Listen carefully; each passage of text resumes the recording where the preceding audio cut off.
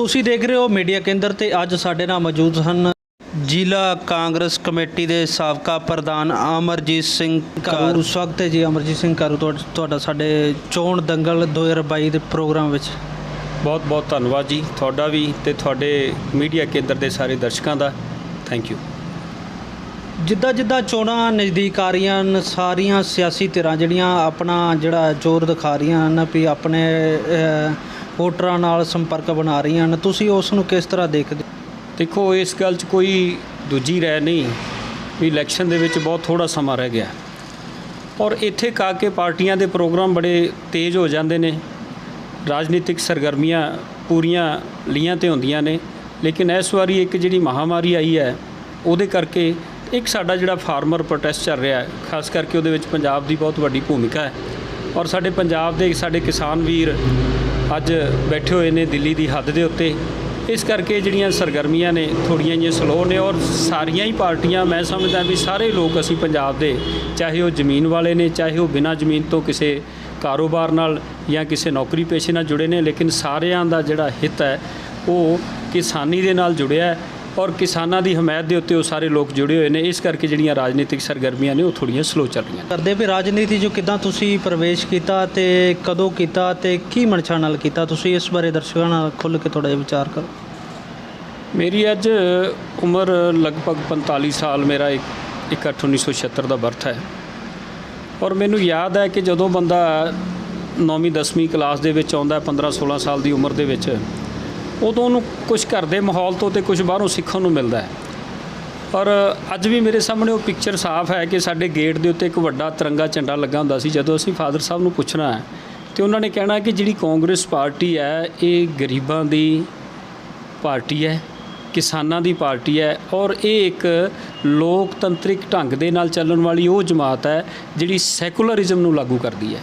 ਇਸ ਕਰਕੇ ਸਾਡਾ ਕਾਂਗਰਸ ਦੇ ਨਾਲ ਪੀੜ੍ਹੀ ਦਰ ਪੀੜ੍ਹੀ ਜਦੋਂ ਤੋਂ ਲੋਕਤੰਤਰ ਸ਼ੁਰੂ ਹੋਇਆ ਤੇ ਉਦੋਂ ਤੋਂ ਸਾਡੇ ਪਰਿਵਾਰ ਨੇ ਕਾਂਗਰਸ ਨਾਲ ਹੀ ਜੁੜੇ ਰਹੇ ਨੇ ਤੇ ਉਦੋਂ ਤੋਂ ਹੀ ਮੈਨੂੰ ਕਾਂਗਰਸ ਦੇ ਨਾਲ ਜਿਹੜਾ ਜੁੜਨ ਦਾ ਥੋੜ੍ਹਾ ਸ਼ੌਕ ਪੈਦਾ ਹੋਇਆ।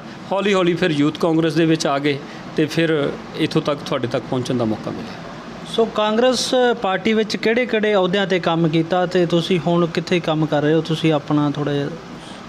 ਮੈਂ ਪੜ੍ਹਾਈ ਦੇ ਨਾਲ ਯੂਥ ਕਾਂਗਰਸ ਦੇ ਵਿੱਚ ਆਉਣਾ ਜਾਣਾ ਸ਼ੁਰੂ ਕੀਤਾ ਔਰ ਉਹ ਅਸੀਂ ਬਚਪਨੇ ਦੇ ਵਿੱਚ ਸੀ। ਫਿਰ ਉਸ ਤੋਂ ਬਾਅਦ ਮੇਰੇ ਕੰਮ ਨੂੰ ਦੇਖਦੇ ਹੋਏ ਸਾਡੀ ਜਿਹੜੀ ਲੋਕਲ ਲੀਡਰਸ਼ਿਪ ਸੀ ਉਹਨਾਂ ਨੇ ਮੈਨੂੰ ਬਲਾਕ ਕਾਂਗਰਸ ਦੇ ਵਿੱਚ ਮੌਕਾ ਦਿੱਤਾ ਕੰਮ ਕਰਨ ਦਾ ਐਜ ਜਨਰਲ ਸੈਕਟਰੀ। ਫਿਰ ਮੈਂ ਡਿਸਟ੍ਰਿਕਟ ਕਾਂਗਰਸ ਯੂਥ ਕਾਂਗਰਸ ਦੇ ਵਿੱਚ ਕੰਮ ਕੀਤਾ।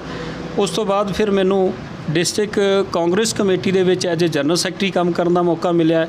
ਇਸੇ ਤਰ੍ਹਾਂ ਫਿਰ ਐਸੀ ਡਿਪਾਰਟਮੈਂਟ ਦਾ ਚੇਅਰਮੈਨ ਬਣਿਆ। ਫਿਰ ਮੈਂ PPCC ਦੇ ਵਿੱਚ ਸੈਕਟਰੀ ਵੀ ਬਣਿਆ। ਉਸ ਤੋਂ ਉਪਰੰਤ ਜਿਹੜਾ ਸਾਡਾ ਬੇਸਿਕਲੀ ਮੋਗਾ ਡਿਸਟ੍ਰਿਕਟ ਸੀ, ਸਾਡਾ ਧਰਮਕੋਟ ਹਲਕਾ ਸੀ, ਉਹ ਸਾਡਾ ਪੈਂਦਾ ਤਾਂ ਫਿਰੋਜ਼ਪੁਰ ਜ਼ਿਲ੍ਹੇ ਦੇ ਵਿੱਚ ਹੀ ਸੀ, ਲੇਕਿਨ ਉਹ ਸਾਡਾ ਧਰਮਕੋਟ ਹਲਕਾ ਜਿਹੜੀ 2009 ਦੀ ਡੀਲਿਮਿਟੇਸ਼ਨ ਰਿਪੋਰਟ ਆਈ ਉਹਦੇ ਵਿੱਚ ਉਹ ਓਪਨ ਹੋ ਗਿਆ ਤੇ ਜਿਹੜੀ ਜ਼ਿਲ੍ਹਾ ਫਿਰੋਜ਼ਪੁਰ ਦੀ ਧਰਮਕੋਟ ਵਾਲੀ ਸੀਟ ਸੀ ਉਹ ਇੱਥੇ ਫਿਰੋਜ਼ਪੁਰ ਦਿਹਾਤੀ ਬਣ ਗਈ। ਤੇ ਮੈਂ ਸੋਚਿਆ ਕਿ ਮੇਰੇ ਅੰਦਰ ਜਿਹੜਾ ਮੇਰੀ ਲੋਕਲ ਲੀਡਰਸ਼ਿਪ ਨੇ MLA ਵਾਲਾ ਸੁਪਨਾ ਬਣਾਇਆ ਕਿ ਤੁਸੀਂ MLA ਦੇ ਅਮਰਜੀਤ ਸਿੰਘ ਕਾਰੂ ਜੀ ਕੈਂਡੀਡੇਟ ਹੋ ਸਕਦੇ ਹੋ, ਤੁਸੀਂ ਕਿਉਂ ਨਹੀਂ ਕੈਂਡੀਡੇਟ ਵਾਸਤੇ ਅੱਗੇ ਆਉਂਦੇ, ਅਸੀਂ ਤੁਹਾਡੇ ਨਾਲ ਸਪੋਰਟ ਕਰਦੇ ਹਾਂ। ਤੇ ਮੈਂ 2007 ਦੇ ਵਿੱਚ ਟਿਕਟ ਅਪਲਾਈ ਕੀਤਾ ਪਹਿਲੀ ਵਾਰੀ ਔਰ ਉਸ ਗੱਲ ਨੂੰ ਮੱਦੇਨਜ਼ਰ ਰੱਖ ਕੇ ਮੈਂ ਇੱਥੇ ਫਿਰੋਜ਼ਪੁਰ ਦਿਹਾਤੀ ਦੇ ਵਿੱਚ ਆਪਣੇ ਬੱਚਿਆਂ ਸਮੇਤ ਆਪਣੀ ਪਰਮਾਨੈਂਟਲੀ ਰਿਹਾਇਸ਼ ਇੱਥੇ ਲੈ ਕੇ ਆਂਦੀ। ਮੇਰੇ ਬੱਚੇ ਇੱਥੇ ਪੜ੍ਹਦੇ ਨੇ।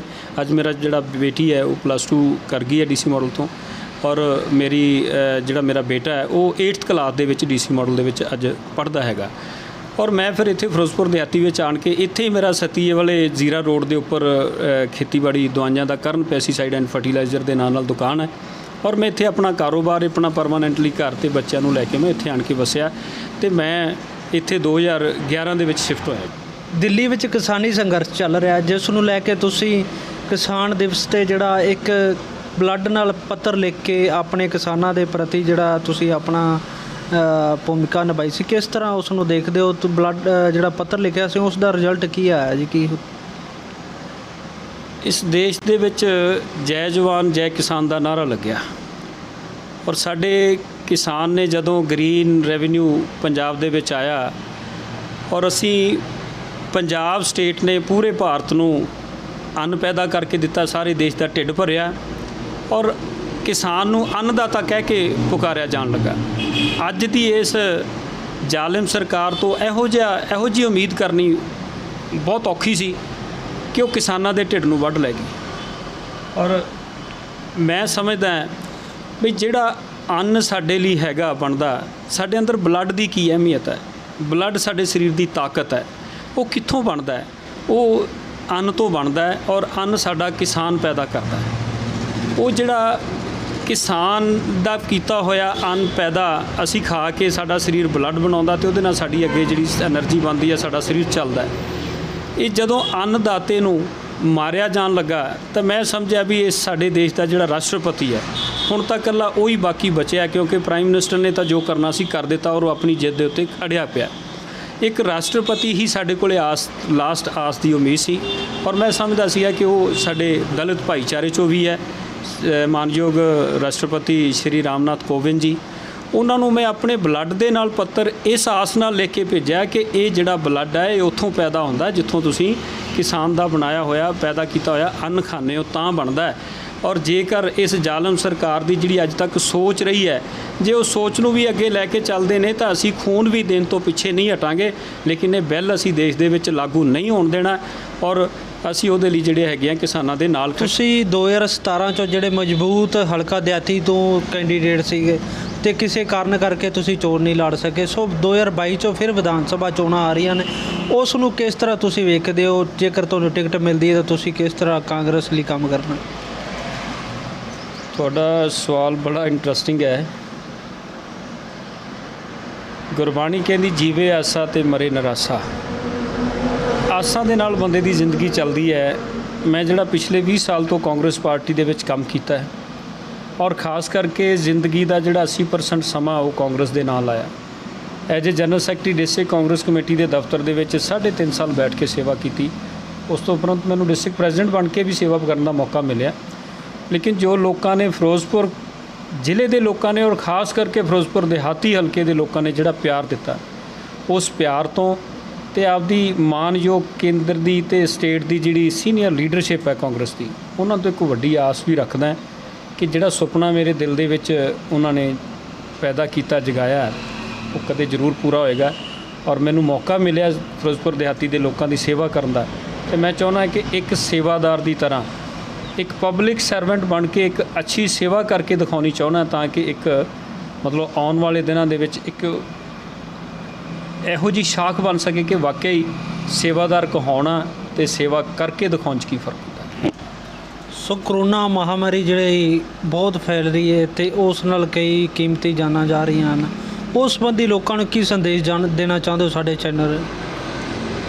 ਇਹ ਜਿਹੜੀ ਮਹਾਮਾਰੀ ਹੈ ਨਾ, ਬੜਾ ਦੁਖਦਾਈ ਸਮਾਂ ਹੈ ਔਰ ਖ਼ਾਸ ਕਰਕੇ ਅੱਜ ਅਸੀਂ ਆਪਣੇ ਭਾਰਤ ਦੇਸ਼ ਦੀ ਗੱਲ ਕਰੀਏ ਤਾਂ ਸਾਡਾ ਦੇਸ਼ ਇਸ ਟਾਈਮ ਪੂਰੀ ਦੁਨੀਆ 'ਚੋਂ ਸਭ ਤੋਂ ਟੌਪ 'ਤੇ ਫਿਗਰ 'ਤੇ ਹੈ ਕਿ ਅਸੀਂ ਪੂਰੇ ਦੇਸ਼ ਦੇ ਵਿੱਚੋਂ ਜਿੰਨੀ ਬਿਮਾਰੀ ਹੈ ਉਹਦੇ 'ਚੋਂ 34% 35% ਅਸੀਂ ਇਕੱਲਾ ਭਾਰਤ ਦੇ ਵਿੱਚ ਹੀ ਉਹ ਬਿਮਾਰੀ ਨੇ ਪੈਰ ਪਸਾਰੇ ਨੇ। ਇਹ ਬੜਾ ਮੰਦਭਾਗਾ ਹੈ ਔਰ ਇੱਥੇ ਸਾਡੀਆਂ ਜਿਹੜੀਆਂ ਸਿਹਤ ਸਹੂਲਤਾਂ ਵੀ ਬਹੁਤ ਮਾੜੀਆਂ ਨੇ।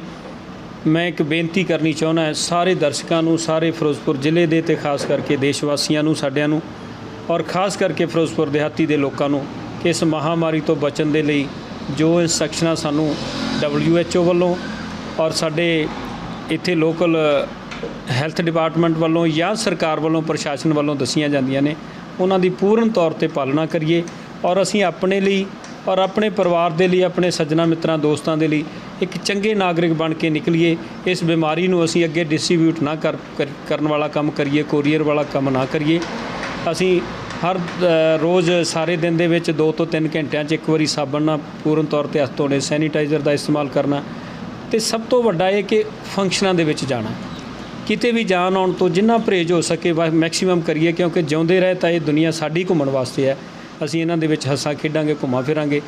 ਅਦਰਵਾਈਜ਼ ਇਸ ਬਿਮਾਰੀ ਨੇ ਘੇਰ ਲਿਆ ਤਾਂ ਬਹੁਤ ਮੁਸ਼ਕਿਲ ਹੈ। ਅੱਜ ਸਾਡੇ ਫਿਰੋਜ਼ਪੁਰ ਦੇ ਵਿੱਚ ਵੀ ਬੜਾ ਮੰਦਭਾਗਾ ਰੋਜ਼ ਸੁਣਨ ਨੂੰ ਮਿਲਦਾ ਹੈ ਕਿ ਅੱਜ 5 ਜਾਨਾਂ ਚਲੀਆਂ ਗਈਆਂ, ਅੱਜ 4 ਜਾਨਾਂ ਚਲੀਆਂ ਗਈਆਂ। ਇਹ ਬੜਾ ਔਖਾ ਹੈ। 200 ਤੋਂ ਉੱਪਰ ਕੇਸ ਜਾਣ ਲੱਗ ਗਏ ਡੇਲੀ ਦੇ। ਮੈਂ ਬੇਨਤੀ ਕਰਦਾ ਕਿ ਇਸ ਵਕਤ ਨੂੰ ਅਸੀਂ ਵਿਚਾਰੀਏ, ਦੇਖੀਏ, ਸੋਚੀਏ। ਸਾਨੂੰ ਇਹ ਤੋਂ ਬਚਣ ਦੀ ਲੋੜ ਹੈ। ਜਿਹੜੀਆਂ ਸਰਕਾਰੀ ਇੰਸਟਰਕਸ਼ਨਾਂ ਨੇ ਜਾਂ WHO ਦੀਆਂ ਇੰਸਟਰਕਸ਼ਨਾਂ ਨੇ, ਉਹਨਾਂ ਲਈ ਅਸੀਂ ਪੂਰਨ ਤੌਰ 'ਤੇ ਇੱਕ ਚੰਗੇ ਨਾਗਰਿਕ ਬਣ ਕੇ ਉਹਨਾਂ ਦੀ ਪਾਲਣਾ ਕਰੀਏ ਤਾਂ ਕਿ ਇਸ ਬਿਮਾਰੀ ਤੋਂ ਬਚਿਆ ਜਾ ਸਕੇ। ਸੋ ਧੰਨਵਾਦ ਅਮਰਜੀਤ ਕਾਰੂ ਜੀ, ਤੁਹਾਡਾ ਸਾਡੇ ਚੈਨਲ 'ਚ ਤੁਸੀਂ ਸਾਡੇ ਚੈਨਲ ਲਈ ਸਮਾਂ ਕੱਢਿਆ, ਕੀਮਤੀ ਸਮਾਂ। ਸੋ ਧੰਨਵਾਦ ਦਰਸ਼ਕਾਂ ਦਾ, ਸਾਡੇ ਚੈਨਲ ਦੇਖਣ ਵਾਲੇ ਦਰਸ਼ਕਾਂ ਦਾ। ਤੇ ਅਗਲੀ ਗੱਲਬਾਤ ਕਿਸੇ ਹੋਰ ਲੀਡਰ ਨਾਲ ਲੈ ਕੇ ਤੁਹਾਡੇ ਦਰਮਿਆਨ ਫਿਰ ਰੂਬਰੂ ਹੋਵਾਂਗੇ। ਤਦ ਤੱਕ ਲਈ ਧੰਨਵਾਦ।